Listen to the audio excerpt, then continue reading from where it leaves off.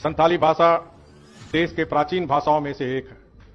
संथाली भाषा को बोलने वाले लोग उड़ीसा, पश्चिम बंगाल, झारखंड, बिहार और असम राज्य में भारी मात्रा में रहते हैं। संथाली लोगों की भाषा संथाली है और उसकी लिपि ओल चिकी है, जिसे पंडित रघुनाथ मुर्मू जी ने लगभग 100 साल पहले आविष्कार किया है।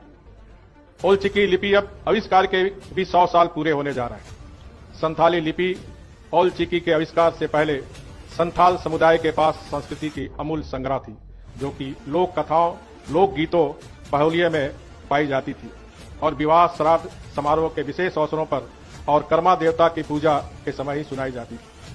भारतीय संविधान की 8वीं सूची में संथाली भाषा को शामिल कराने की मांग संथाल समुदाय के लोगों में बहुत पहले से विचाराधीन था। मैं प्रसन्न हूं कि यह मांग 2004 में हमारे प्रिय प्रधानमंत्री श्री अटल बिहारी वाजपेयी जी ने पूरी की। संथाली भाषा को